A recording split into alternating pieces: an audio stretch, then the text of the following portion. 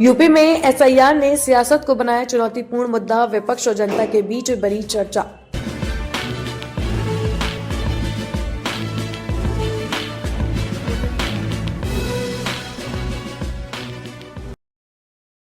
UP में सत्ता और सियासत में एफआईआर एक बड़ा मुद्दा बनता जा रहा है। प्रधानमंत्री नरेंद्र मोदी ने एसआईआर को लेकर बड़ी शुरुआत की है। वहीं मुख्यमंत्री योगी आदित्यनाथ की बढ़ती लोकप्रियता और एसआईआर की ड्राफ्ट लिस्ट ने विपक्षी पार्टियों को चिंतित कर दिया है।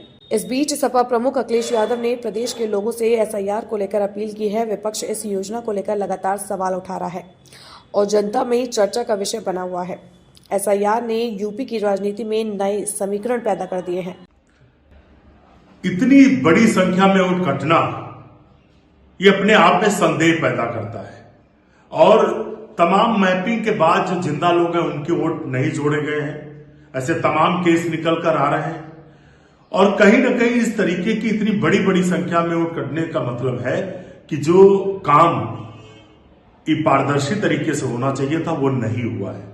इसी वजह से चुनाव आयोग भी आंकड़े तो सामने रख रहा है लेकिन वो भी बिल्कुल आत्मविश्वास से उस बात को नहीं रख पा रहा है क्योंकि वोट कटे हैं और लोगों की वोट भाजपा काट कर उनके मूल अधिकार को छीनना चाहती है।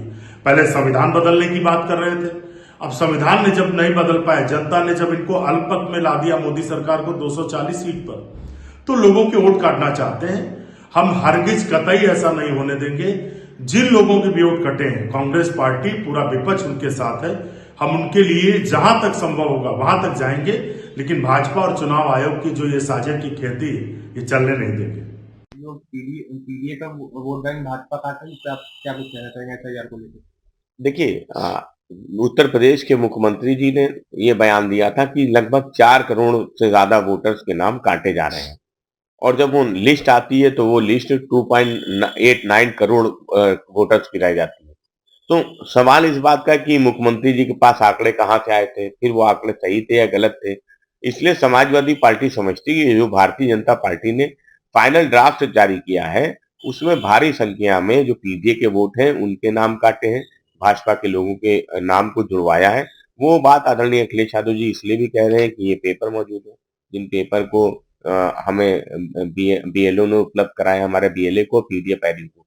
इस लिस्ट में जो चुनाव आयोग द्वारा दी गई, उस लिस्ट में कहीं भी किसी वोटर्स का नाम अंकित नहीं है। केवल उस वोटर्स का नाम, पिताजी का नाम, ईपिक नंबर मौजूद है। ऐसे आप किसी व्यक्ति को कैसे ट्रेस करेंगे? अगर किसी का नाम आ गया है या किसी का नाम कट गया है तो किसी भी राजनीतिक दल के पास इतने संसाधन भी नहीं होते और ये संभव भी नहीं है कि हम एक एक वोटर्स को इस तरह से उसको ट्रेस कर पाए। तो चुनाव आयोग को पहली बात तो सारे एड्रेस के साथ वो लिस्ट उपलब्ध करानी चाहिए थी, जो लिस्ट उपलब्ध नहीं कराई। इसलिए ये सवाल उठ रहा है कि भारतीय जनता पार्टी के साथ मिलकर चुनाव आयोग ने बड़ी संख्या में भाजपा के उन लोगों के नाम को जुड़वा दिया है जो पात्र वोट नहीं थे और भारत जो चुनाव आयोग है उसको लिस्ट वो सार्वजनिक करनी चाहिए जो जिस लिस्ट में उन वोटर्स के एपिक नंबर के साथ साथ उनका एड्रेस भी शामिल रहता है। वालों के नाम पते हैं और तो अब ऐसा ऐसा नहीं क्यों करना है पीडीए पहले नागरिकता बचाने के लिए अपना नाम जुड़वाए? देखिए, अखिलेश यादव क्या कह रहे हैं ये तो एक अलग बात है क्योंकि उनको हर चीज में जातिवाद और वोट की राजनीति सूझती है, परंतु सच्चाई ये है कि एसआईआर की जो प्रक्रिया चल रही है वो प्रत्येक नागरिक, प्रत्येक भारतीय का पहला धर्म है कि वो वोटर लिस्ट दुरुस्त करे।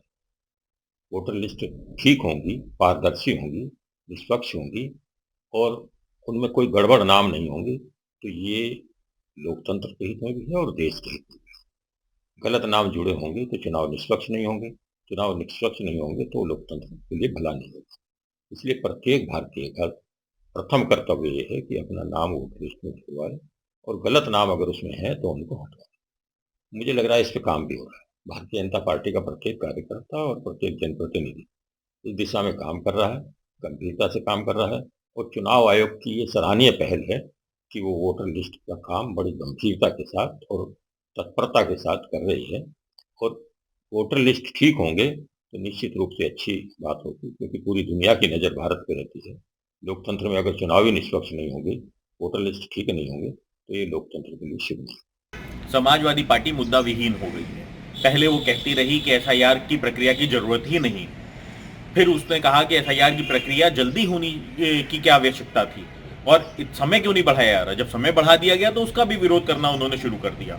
और एसआईआर की प्रक्रिया होने के बाद अगर समाजवादी पार्टी को ये लगता है कि भाई उनके कार्यकर्ताओं ने बहुत अच्छा काम किया है और उनके वोट नहीं कटे हैं, सत्ता पक्ष के वोट कटे हैं, तो ऐसी स्थिति में फिर इतनी बेचैनी क्यों है अखिलेश यादव में? क्योंकि वो समझते हैं पूरी तरीके से कि जनता ने अब उनसे मुंह मोड़ लिया है और संविधान की ताकत यही है कि संविधान के अंदर स्वच्छ वोटर लिस्ट और सही वोटर लिस्ट होना बहुत जरूरी है। आपके द्वारा निरंतर जिस तरीके से रोहिंग्याओं का सपोर्ट किया जाता है वो साफ दिखाता है कि किन वोटरों के नाम कटे हैं। परंतु अगर आपको लगता है कि सत्ता पक्ष के नाम कटे हैं तो फिर इतनी बेचैनी क्यों है? ये साफ तौर पे दिखा रहा है कि समाजवादी पार्टी पूरी तरीके से आश्वस्त है कि अब वो चुनाव में कभी सत्ता में आने वाली नहीं है, इसीलिए वो बिना मतलब के मुद्दों पे बात कर रहे हैं। जनता के किसी भी मुद्दे पे वो बात करने को तैयार नहीं है, क्योंकि अब जनता के कोई भी मुद्दे बचे नहीं है। किसानों को उनका उचित फसल का मूल्य मिल रहा है, युवाओं को रोजगार मिल रहा है, गरीबों को आवास मिल रहा है, भोजन मिल रहा है, स्वास्थ्य की व्यवस्था मिल रही है। और आज एनडीए सरकार द्वारा निरंतर जो जमीन पे काम किया जा रहा है उसका आशीर्वाद हम निरंतर देख रहे हैं कि किस तरीके से, चाहे वो बिहार रहा हो या पश्चिम बंगाल में जो आज बरप रहा है, वो दिखाई पड़ रहा है कि